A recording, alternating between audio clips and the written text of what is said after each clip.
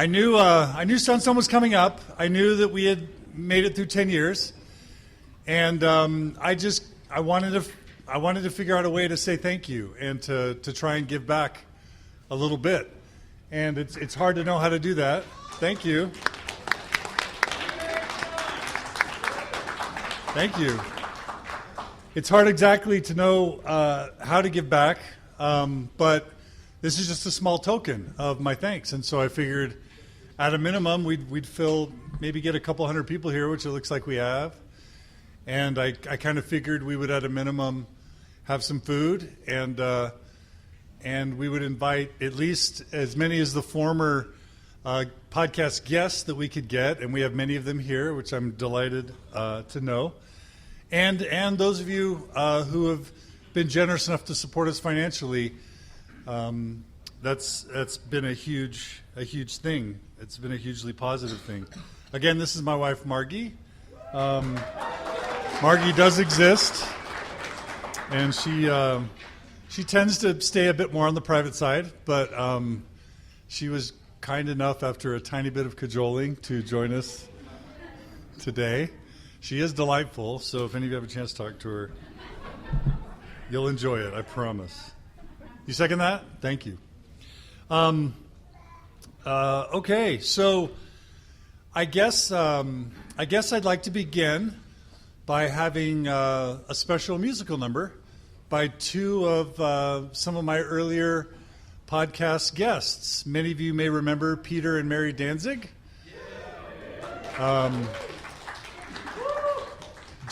One very moving part of the whole disciplinary council and excommunication thing was to learn that Peter and Mary had composed a song. I believe it was around the time of the disciplinary council and things, and it's just a beautiful song in every way, and the lyrics are just really deep and profound. And so I wanted to invite whatever type of spirit you may feel comfortable invoking. I wanted to invite that spirit here today to begin our short little program. So without any further ado, thank you for coming, and I give you Peter and Mary Danzig.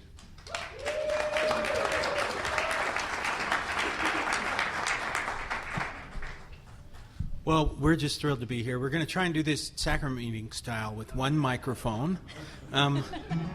Let's trade sides here. Okay. And as John mentioned, there was the tribute podcast for John, and we were deep in the throes of creating our third album at the time, and at the same time very distracted by what you were going through. And this song came out all of a sudden. So John, thank you for inspiring a song. Let's see, about right there, I'm thinking.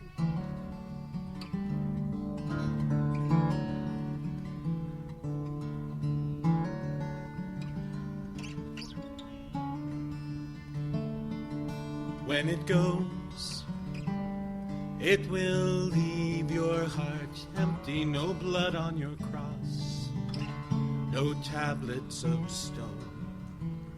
Might be cold, without the promise of redemption, you'll have to get by on your own. Don't turn back for what you couldn't find. There's no heaven dwelling in the past. Face your heart, and if the field is fallow, see what grows when it goes.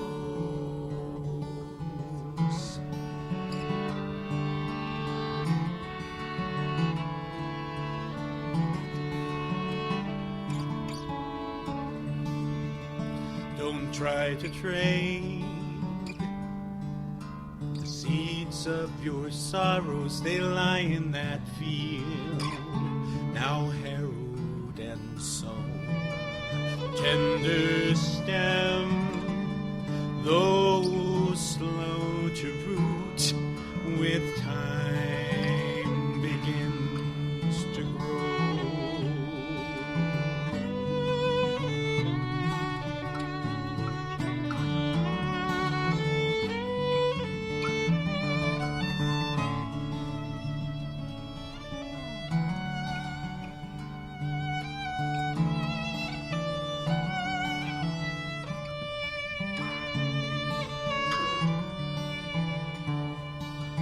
Don't turn back for what you couldn't find. There's no heaven dwelling in the past. Face your heart, and if the field is fallow, see what grows when it goes. See what grows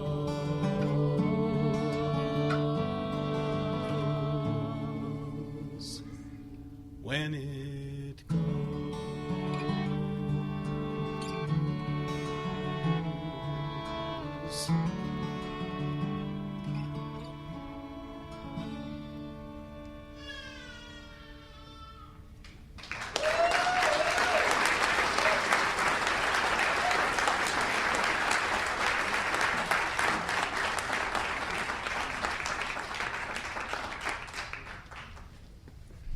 Thank you, Peter and Mary.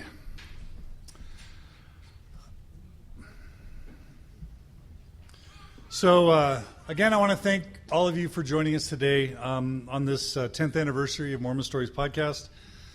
If you'll indulge me, I just prepared a few brief remarks, mostly reflections. 10 years ago, I remember purchasing, for the very first time, a microphone, just staring at my browser, thinking, should I really do this? What will happen? I was terrified. I had no idea how to do a podcast. In all my years at Microsoft, didn't really learn anything about how the internet worked, honestly. And I didn't know anything about audio equipment or whatever. So, but most importantly, I had no idea what would happen.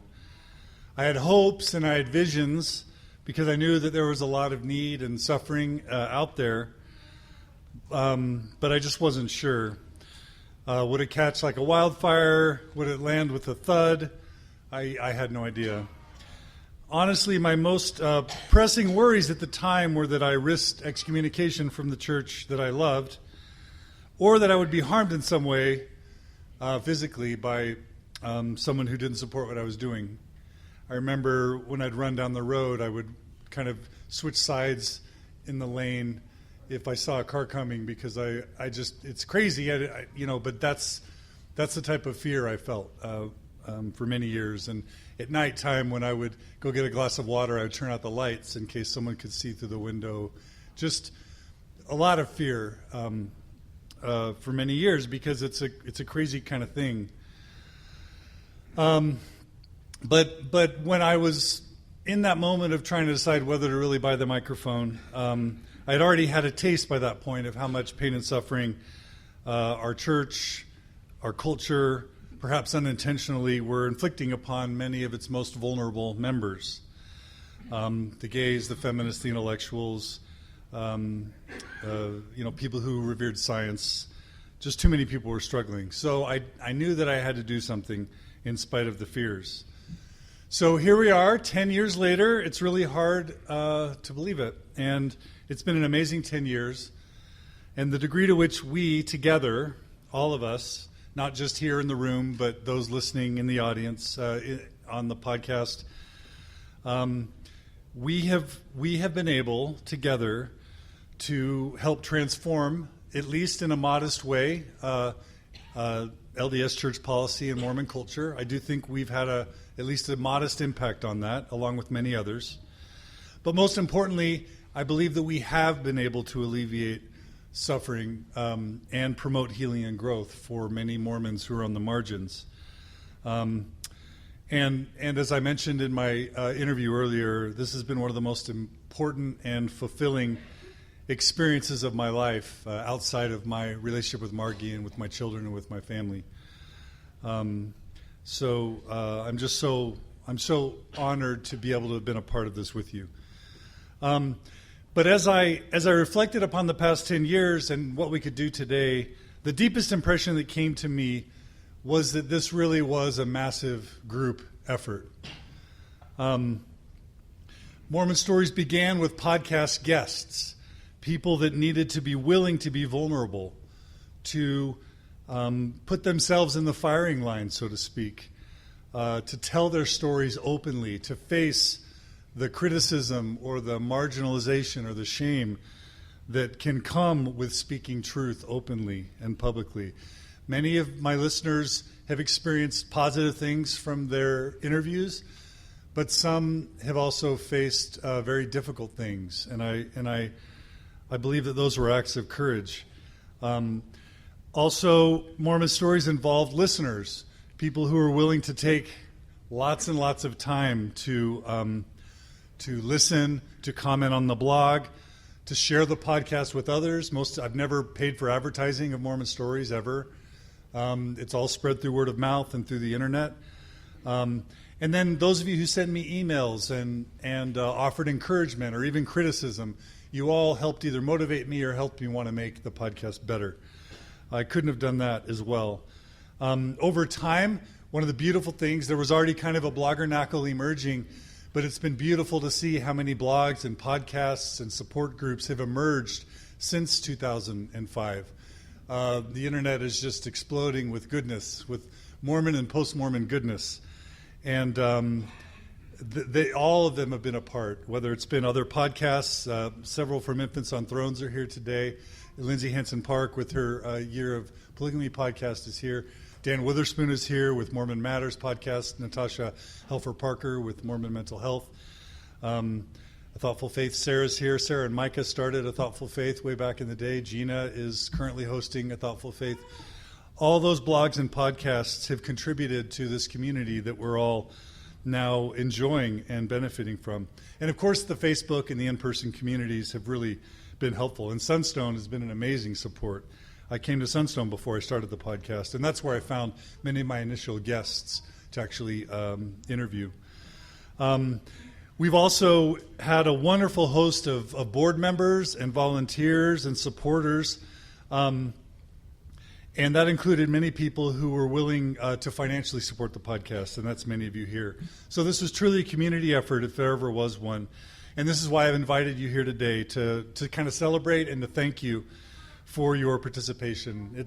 I don't know, I wish I could do more, but this is something that we could do. So thank you so very sincerely for helping Mormon Stories do what it's done. You've all been an important part. So thank you very much.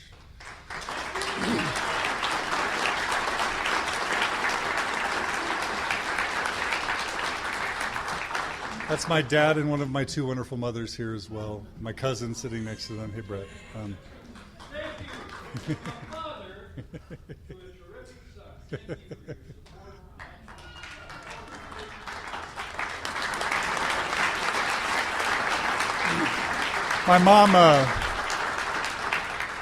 My mom, Nan McCulloch, she's not able to be here today. She's sick, but I send you, Mom, my love. My dad and Carol, they've been with me through the COP podcast, but also through the excommunication. Interestingly enough, all my parents and my siblings all remain active and believing members of the church, and I've never once felt opposition or negativity from them in spite of their devotion to the church, and I think that's been remarkable, so thank you. I have a really bad habit of either waiting to the last to thank my wife Margie and the children or forgetting altogether. And so I wrote in this time to very, very much start with a thank you to Margie. So I bet Margie remembers the day that I decided that I was going to buy that microphone. And she may even remember that I asked her permission to let me purchase it and to start the podcast. I think I warned her at the time that it could lead to some difficulties for our family. I don't think either of us had any idea what that really meant exactly. But she has been supportive of Mormon Stories from the very beginning. Since that very first day, it's been a very crazy ride for our family. Margie and my children are all very private people, and I've lived one of the least private lives imaginable over the past 10 years. Margie and the children have sacrificed and put up with more than any of you know to support this podcast. Many walks and runs where we could have been talking about important things. We talked about the podcast and all the drama and all the difficulties that we were experiencing. Many late nights, Margie went to bed alone without me there. Many days and nights I was away trying to help away from the family while traveling. And to this day, many of our family outings are interrupted by really sweet, well-intentioned people who want to say thank you.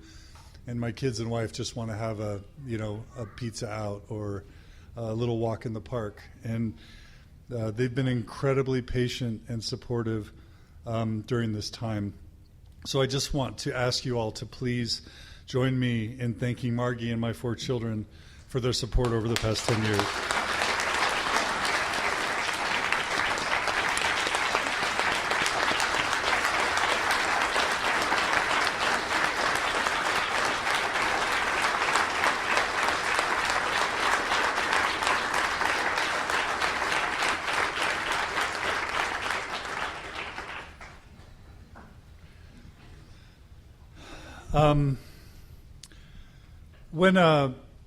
When people reach out to me, either in email or in person, they're very kind about the positive impact of Mormon Stories. If I had to distill their feedback, and I mentioned this in my interview with Lindsay, what I, even though they don't say these words, what I hear from them saying is, thank you for giving me my life back. So many of us inherited this tradition without really knowing what we were inheriting, and many of us made commitments without really knowing what we were fully committing to. And sometimes you can find yourself 30, 40, 50, or 60 saying, how did I get here? What happened to my life? And if we've done anything, I think it's been to try and provide people with the information that they need to awaken themselves inside, to hopefully find a more grounded version of their lives, to help them build their metaphorical lives more upon rock and less upon sand. And as far as I'm concerned, whether they did that inside the church or outside the church, to this day, I'm very supportive of any of those paths. Because people need to find joy wherever there are, and there are legitimate paths everywhere. But I just wanted to do my part to help people be able to claim their life and make those decisions with a full knowledge and with a full commitment. So the strategy of Mormon Stories was simple. I believe that stories are valuable. We're tribal creatures. We sat around the campfire for millennia telling each other stories. And I believe that the power of stories are at least threefold. They're interesting. They capture people's attention. They touch people emotionally in ways that logic or facts or even the written word simply can't touch people. And 3, they provide people with valuable information and role models to contemplate a better life in ways where logic and reason may not be the best mechanism for helping people arrive. As we've learned from Jonathan Haidt, oftentimes we arrive at our decisions emotionally, and then we use our logic and our reason to justify the conclusions that we arrived at emotionally. And it's the same way with podcasts. They touch people emotionally, and that's when they have a chance to really move and to make progress. And so hopefully people have come through Mormon Stories with a deeper and a better understanding of their world, of their church, of their lives, and they've done it through these stories. When Mormon Stories has been at its best, it's been when I've gotten out of the way of my interviewees and simply let them tell their stories. And that's surprisingly difficult sometimes because there's so many things you want to say, but that's when we've been at our best. And so this is the party to celebrate all that. And I wanted to just thank a few more people.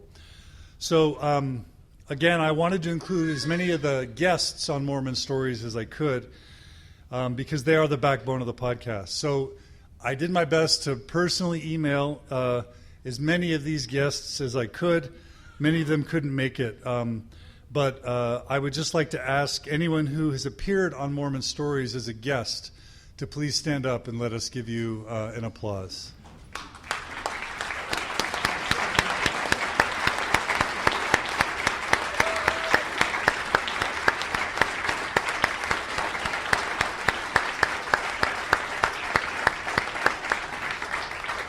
I'm so happy that you could be with us.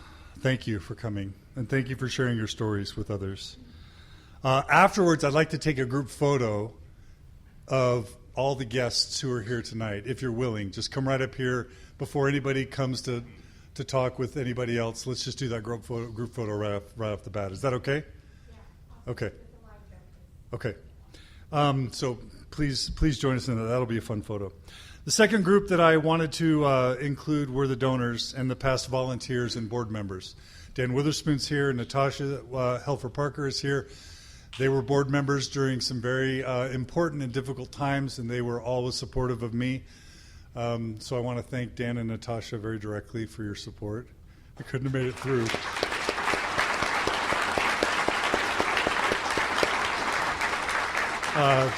There were earlier board members and volunteers as well, too many to mention here, but I just want to thank all of you who have been financial supporters, who have been donors, who have been volunteers or board members. Many of you helped out with conferences or organizing. Many of you lead some of the support groups and the community groups.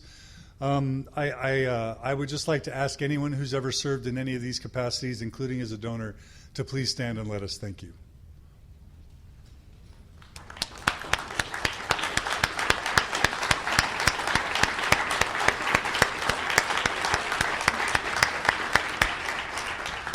Thank you. All right. The final group of people I wanted to thank are the listeners, you and many who are listening. I wasn't sure of the best way to thank them, so I decided to do the following. I reached out to several of you today, or in the past week, and asked you to share a brief little thought or memory or insight that you've gained from Mormon stories. This will be kind of a walk down memory lane. There are many things that can be shared. You can thank either someone present or someone watching who was a guest on Mormon Stories. You can share a reflection, something that you learned. You can share a way that Mormon Stories has impacted your life. The only sort of way that I've tried to correlate these discussions is I don't want this to be about me. I want this to be about our experience as a community. And so I kind of think of this as memory sharing and proxy. Because we're Mormon, we're going to share proxy memories that others in the listening audience can also relate to and appreciate. And so at this time, I'm just going to now open up the floor. Whoever wants to come up first can. I'm not going to control the order. We need to get out of here. Oh my gosh, it's already 1:20. It starts at 2? Yeah. So everyone's not going to be able, everyone who's prepared comments, not everyone's going to be able to share. So the fastest people up are the ones that are going to be able to share. And please keep your comments brief, but let's just spend a few minutes kind of celebrating together our mutual experiences. And then we'll close. Thank you. My name is Bill Bradshaw. Much of my professional life has been devoted to trying to help university students learn to improve their analytical thinking. From that, I want to share a phrase and a word. The phrase is, what are the data? This came in the context of trying to teach people how to reason from evidence. The word is feedback. And feedback comes from my learning over the years that the classroom setting is not very effective when people sit passively listening to an authority figure for 50 minutes. But a better system is when the classroom is devoted to formative testing, followed by a very noisy session where people get feedback and learn what they know and what they don't know and what to do about the latter. John was a student with me years ago in a course that was important to both of us. And the data are that John Dehlin is a man of great honesty and integrity. Among the things that he did was to write an essay about his missionary experience in Guatemala. It contained an honest appraisal of some of the difficulties of that time and the practices that were unwarranted. I've kept some of John's essays just in case I ever needed a favor or in case I wanted to change his grade, which I never have felt the need to do. The data are that John is a man of honor who has touched the hearts of many people.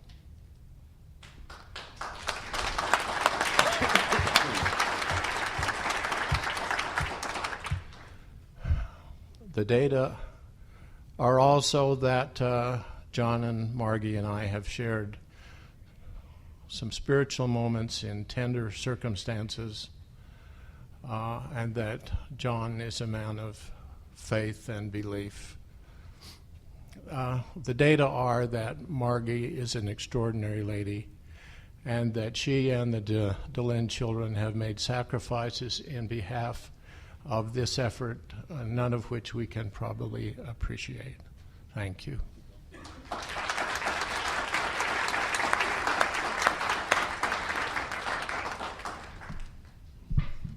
I had to get this over with real fast so I can enjoy everyone's comments. I remember someone who grew up through the time of no television, talk about how the radio was important to their lives and how the families would gather almost nightly to listen to various discussions and programs. I was told that you didn't listen to the radio, you actually sat around and watched the radio. Terry and I first came to listening to radio programs when, as young parents, we would turn the car radio dial to where E.G. Marshall's familiar voice would invite us to listen to the CBS Radio Mystery Hour. We were spellbound as we listened to all the various radio actors, as we could see through our mind's eye the performances being played out for our ears only. Our children are delighted with the tall tales and the mysterious villains, and driving down the highway, our children would often fall asleep to the stories being acted out on the radio. It is comforting for us to roll down the road wondering or guessing how the mystery would eventually play out on those long stretches of highway before us. Fast forward some 20 years where podcasts on the car radio once again become an important gathering place, only this time no children are sleeping in the back seat, being lulled by a mystery unfolding and always ending in happily ever afters. This time, it is just my husband and I, traveling down the road, while we listen to the voices of strangers as they tell their intimate stories. We are feeling lost as we travel down the road, this metaphorical dark night in the highway of our minds, with no road map to guide us, and on a road never traveled. There are many voices we listen to in the dark night of our aching and soul-searching. Too many beautiful voices who are all in this room, to name individually, who bravely sit in a chair and allow John Dehlin to access their deepest feelings and profound experiences. So much courage, so much love, sitting there volunteering to fight back the fear and ignorance. Their words travel through the cyberspace and fill the space in our car, surrounding the love of my life and me. Because of you who shared your stories, your Mormon stories, Terry and I are still holding hands together today. And through the corridor of Mormon stories, with renewed faith, courage, and deep gratitude, we walk into our new life.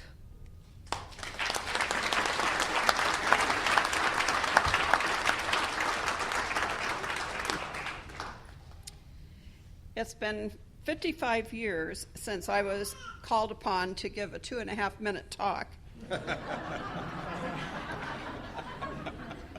I humbly bear witness to the value of Mormon Stories podcast.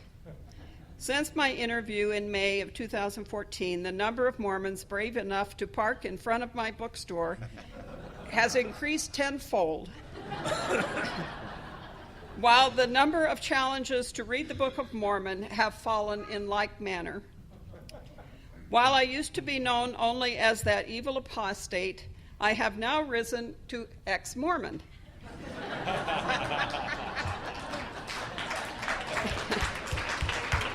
I have gone from being 666 to number 472. It has been great meeting many of you who were strong enough to listen to me for 5 hours. Thanks, John, for including me in such a great collection of personal stories. And as for John's worry about not turning on the light to go get a drink of water in the night, I identify with that. When we first published the temple ceremony, we had a fire extinguisher next to our bed. But I'm living proof that the Danites are no longer operating in Salt Lake City. Thank you.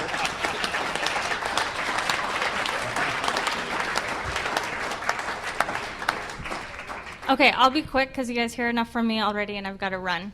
And I, as a courtesy to all of you, did not chew gum today, but don't expect that in the future because I chew gum. Deal with it. Okay, I just want to say one thing about Mormon stories and what Mormon stories has meant to me. John and I talked about this earlier.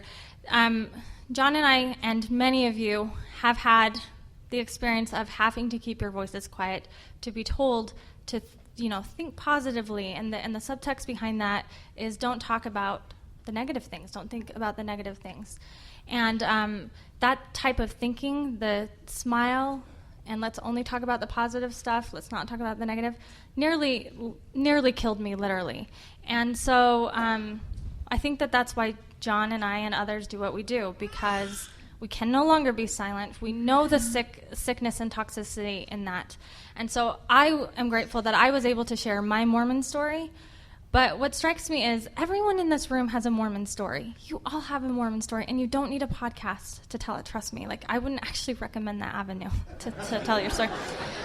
But I would recommend honoring your Mormon story, because every single Mormon story is important. Every single one has something to bring to the picture. And you guys are all part of this. So the importance of telling stories cannot be overstated here. But I want to make sure that everyone here is honoring their own story. Even if you never tell it publicly, honor it yourself. I just feel like silence is a sickness in our community. It's a sickness in Mormon fundamentalist communities, and we can't tolerate it. And I know it's hard, and I know it's painful, but you know what? Get out there and go be badass.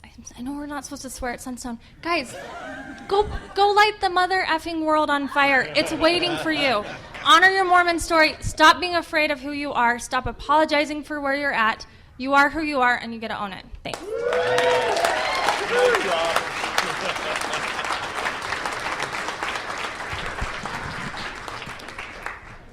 I'll be very brief. When people talk about faith crisis, I think what they're actually talking about is an identity crisis.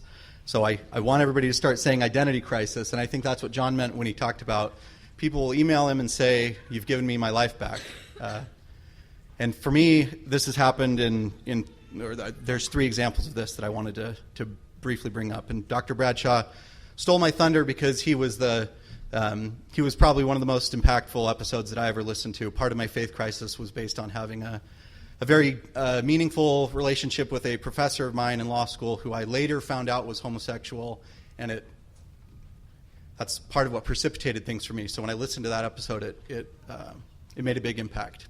So thank you, Dr. Bradshaw, for your episode.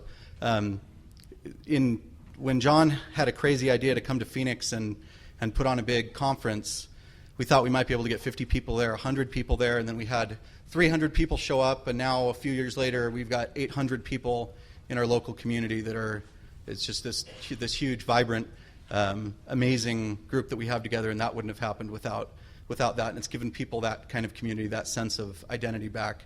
And number 3 is the empowerment that Mormon Stories, that the Open Stories Foundation, and that John personally have given people to do other kinds of projects, other podcasts. It's opened up a space within our culture to be able to do this, and that's how it's been most impactful to me. So, thank you.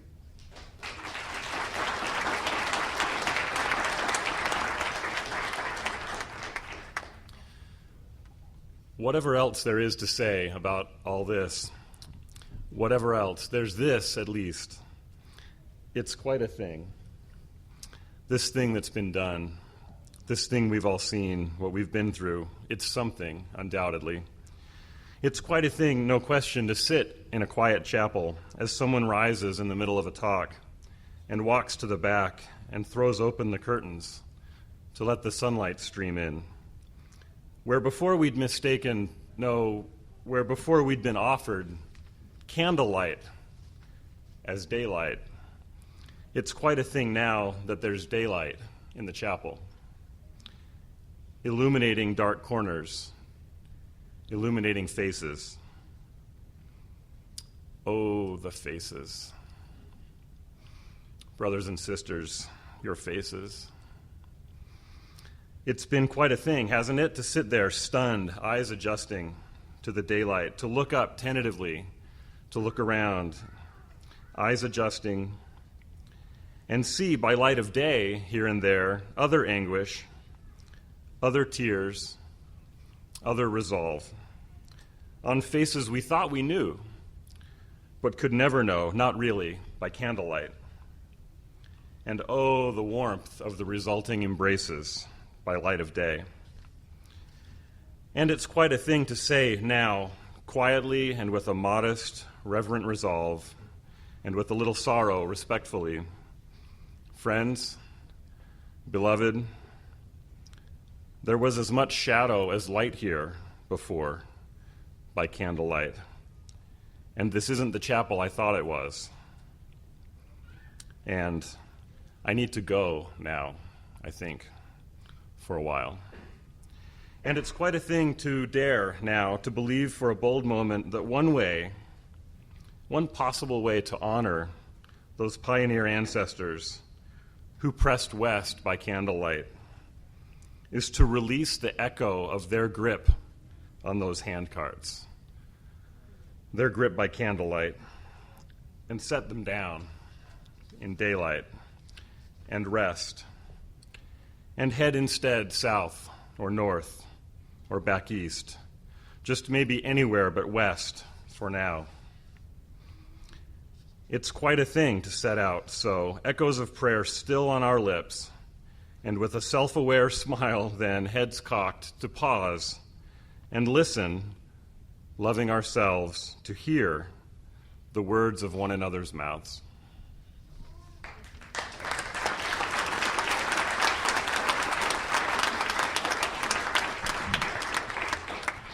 One of the things that I have retained from Mormonism is something Joseph Smith espoused, and that is that men are that they might have joy.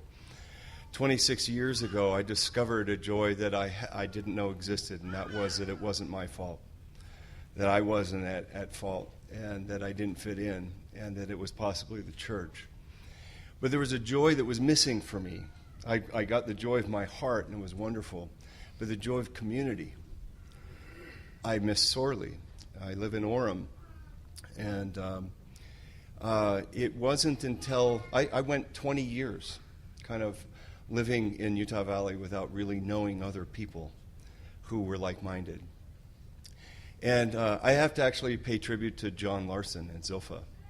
They did a mass resignation in 2012, and I was already resigned, but I thought, wouldn't that be kind of cool to go hang out with people who were going through this very difficult thing? Wouldn't that be wonderful? And that was the podcast series that we learned about. And after that, I discovered the wealth of what John had been doing for 10 years. And in February, my good friend Allison Udall got me invited to a retreat where I met many of you precious souls here that John Dehlin set up. And we talked about the importance of community. And I know the importance of community. We have a group of post-Mormons in Utah Valley that has grown over 3 years from 3 people to 1,300 people. And I know the joy of assembling with people and supporting one another and hearing each other's stories.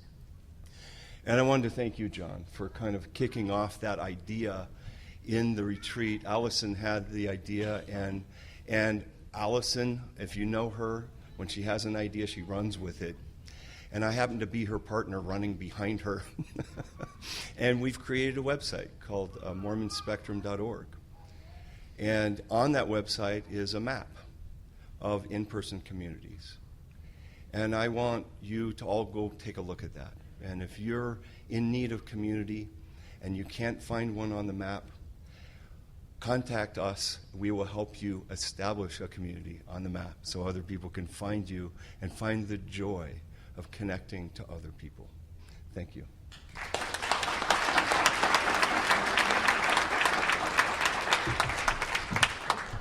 So yeah, John told me not to talk about him, and we were messaging, and my response to him was, "Don't worry about it. You're my least favorite person to praise." Just kidding, John. So in early 2011, I was a Ward Sunday School president, and I was trying to understand why I hated church so much. And why I'd always hated church so much. And the first Mormon Stories podcast I listened to was Andrew Ainsworth's interview of Damon Smith. And so that helped me figure out why I hated church so much.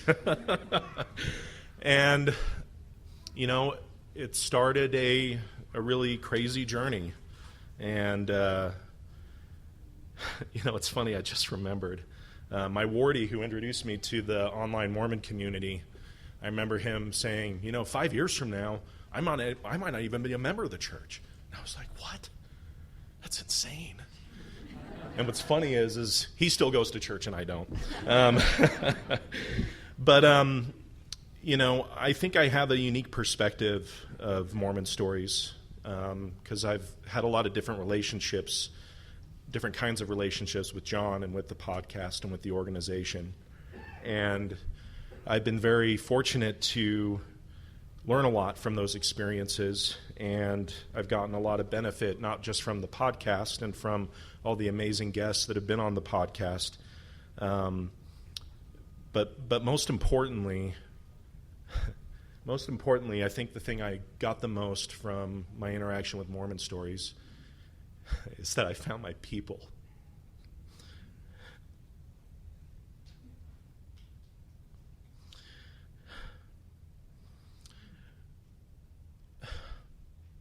Mormon Stories never caused me to leave the church, but it gave me the perspective that I needed to make an objective decision, and it connected me to my brothers and sisters who could help me along the way.